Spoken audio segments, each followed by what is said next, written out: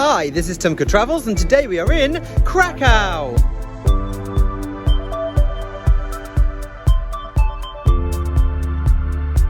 Krakow is Poland's second largest city, sitting in the south of the country. Serving as the nation's capital until 1596, and as a result, the city is full of medieval civic buildings with impressive architecture befitting the centre of the Polish Empire.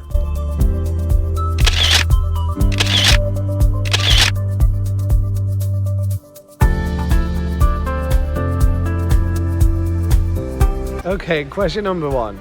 So, Poland has made quite a few headlines recently. Can you name the Polish Prime Minister? No.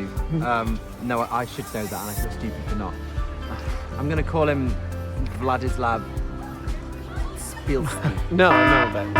It's Mateusz Morawiecki, if I can pronounce that properly. Do you know which party he is?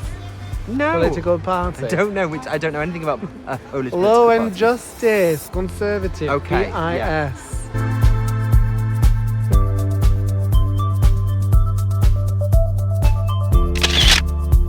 The city revolves around Ryenk Glowny, which is the main market square. The square is divided in two by the Cloth Hall, a vast market hall. On one side sits the town hall tower, the only remaining part of the original town hall. And on the other, St Mary's Basilica, the vast 14th century church that dominates the city's skyline.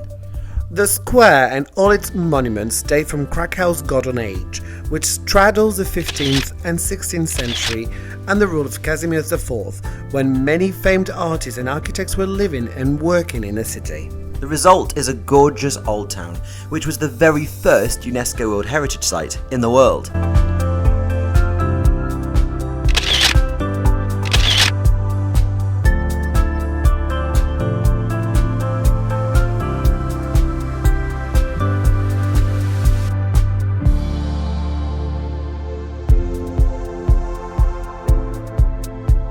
Climbed all the way to the top of the town hall tower thinking we're going to get amazing balcony views, and we've ended up with this room with tiny windows. Can we go onto the balcony, Jeremy? Nope, locked.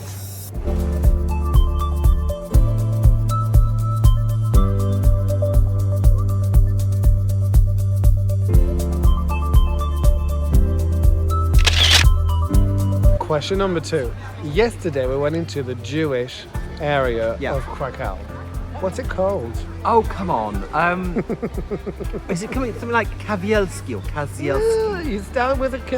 Yeah, Kaz. But that's my No. answer. Kazielski. Sorry, Casimir. That's what I said. No. Krakow was the capital of Poland until the late 16th century, and it has all the hallmarks of an ancient medieval capital.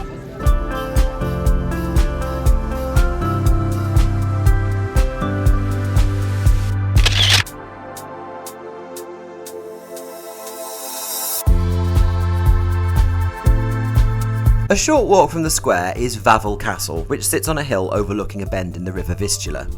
The location of the earlier settlements in Krakow, people have lived on this site since Stone Age times. The earliest stone structures on the site date from 970 AD, whereas the current buildings were constructed in the 14th century and expanded over the following few hundred years.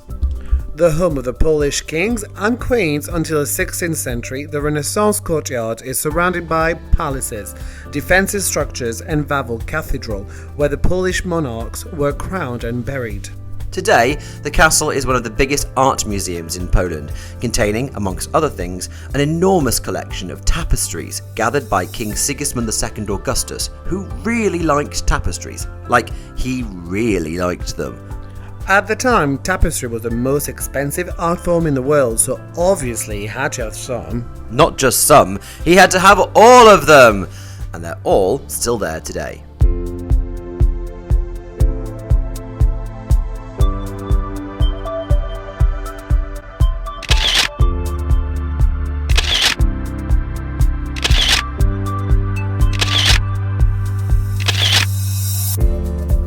Oh, and outside there's an actual fire-breathing dragon. Well, a statue of one.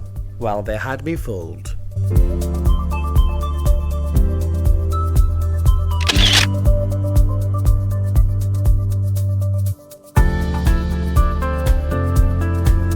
Question number 3. So this is kind of like Krakow's rock star. Name Krakow's most famous painter. Oh no, I even googled him earlier. He's Jan everywhere. Matejko. Yes, well done. Yes. Matejko is arguably Krakow's most famous painter, and you can find this statue of him in the Planty Park. Situated on the old location of the city walls, this narrow but gorgeous park circles the old town, giving a green buffer between Krakow's ancient centre and more modern suburbs. Another famous Krakowian is Pope John Paul II, the most influential pope of the last century. Poland is a strongly Catholic country, and there are impressive churches all over the city. Serving as Archbishop of Krakow before he became Pope, John Paul, born Joseph Vostola, would continue to remember the city with great affection throughout his papacy, fighting hard to bring about the fall of the Iron Curtain and undermine the then communist regime. He is remembered as the city's greatest hero, champion and liberator, so no wonder all the churches remain full to bursting during Mass.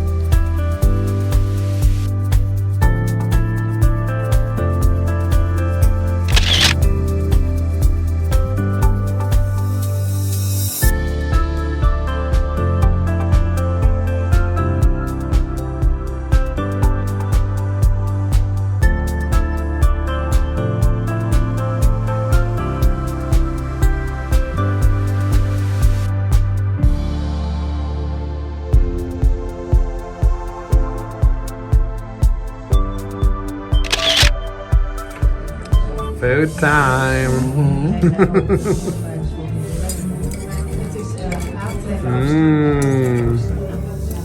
Yummy. Yummy. So it turns out Polish food is pretty damn amazing. And it's not just about pierogi. Looking fetching in your gorgeous bib, because it looks fairly messy eating this. What Look is at the it? state of that. Zapiekanki. Go on, bite into it. Tell us what it's like.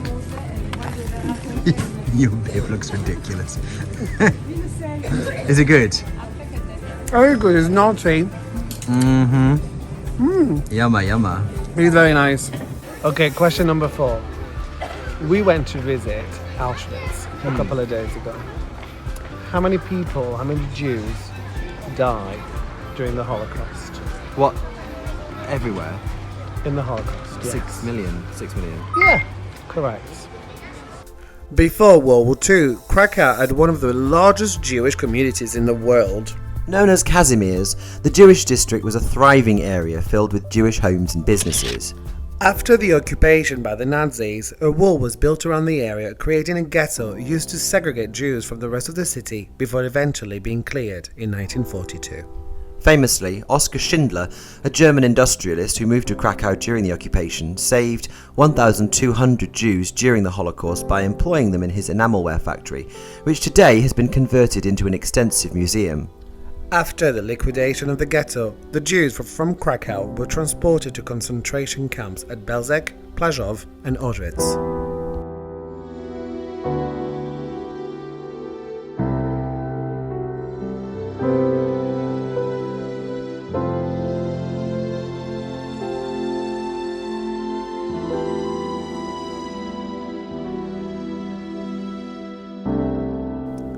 Only 2 hours drive from Krakow, Auschwitz consists of 3 camps. We began our visit in Auschwitz II, otherwise known as Birkenau. Though most of the buildings were demolished by the retreating Germans at the end of the war, some of the accommodation sheds have been rebuilt and restored, and each of these would have contained 700 people, living in freezing and squalid conditions. Built as another spill camp when Auschwitz I was full, Birkenau grew and grew in size.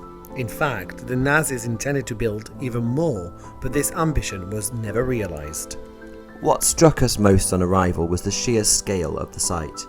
As you stand in the centre, the row after row of ruined barracks span far out to the horizon, without a tree in sight or birdsong anywhere near.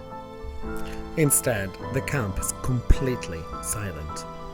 A building known as the sauna has been preserved, which was the building where new inmates were cleaned, shaved, and had their possessions confiscated from them. The capacity of the camp was 125,000, but during the Holocaust, at least 1.3 million people passed through its gates. Upon arrival on trains that drove directly into the enclosure, new arrivals were sorted immediately. Those who could work were taken to the barracks, where they would sleep 4 to a bunk and subjected to crippling labour.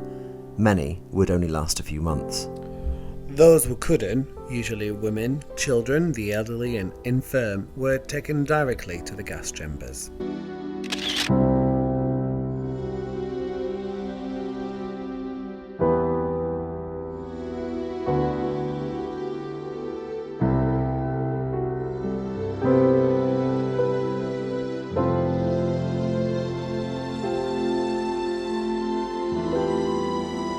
There were 4 gas chambers at Birkenau, all of which were destroyed by the Nazis, hoping to cover up their crimes.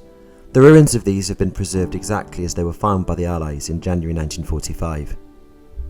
Behind the ruins are empty fields, which are marked with gravestones in 4 languages, commemorating the spot where the ashes of more than 1 million people are scattered. 3 kilometers away is Auschwitz-I. Originally an army barracks, it was requisitioned by the Nazis in 1940 and converted into a prison camp. Its notorious sign, saying Arbeit macht frei, which means work sets you free in German, is a gruesomely ironic slogan, which was the title of a 19th century German novel and used at the entrance of many concentration camps, but the sign at Auschwitz is the most infamous.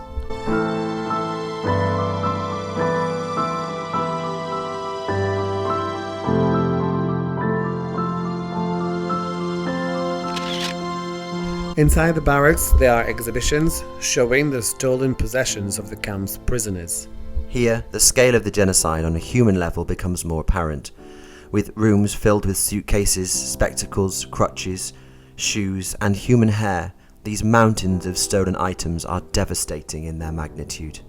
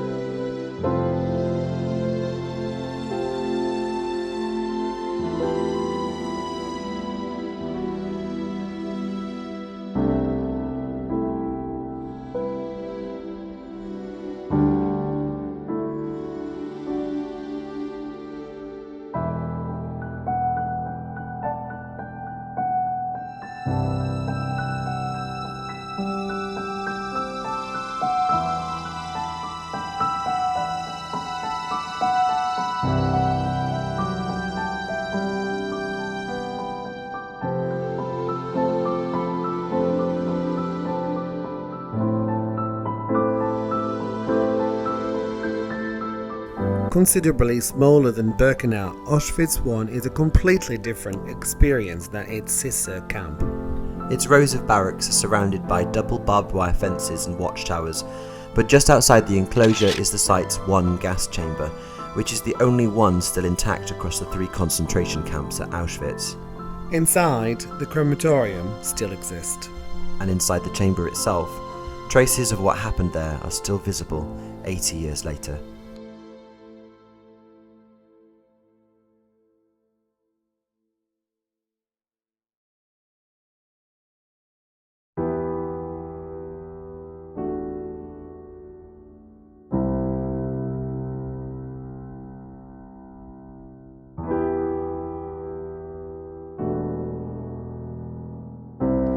Question number 5, final question. Obviously this one is linked to languages. Of course it is. My forte. Go on. How there are 2 ways to say goodbye in Polish. What are they? Do widzenia and papa. Yeah, papa. Papa. Correct. Das widzenia, Das, I believe. das widzenia. You got half point.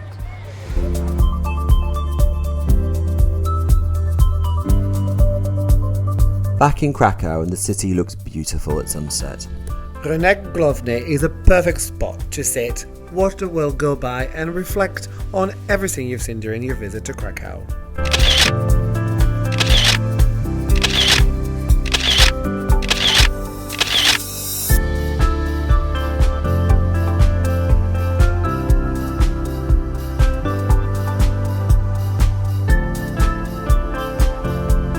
There's no doubt that Krakow is one of the most beautiful cities in Europe.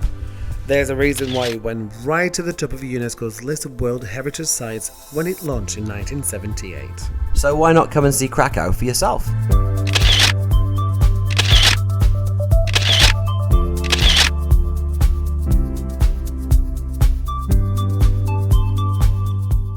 Thanks for watching. Be sure to like, share and subscribe, but most importantly, subscribe. And follow us on Instagram at Team Quirk Travels, where you can see all of my amazing photographs. Yes, Jeremy, we are perfectly aware of the fact that all of the photographs are yours. But make sure that you tune in next time to find out where in the world we end up next. Until next time, folks. See ya. Bye! And don't forget to subscribe. Bye!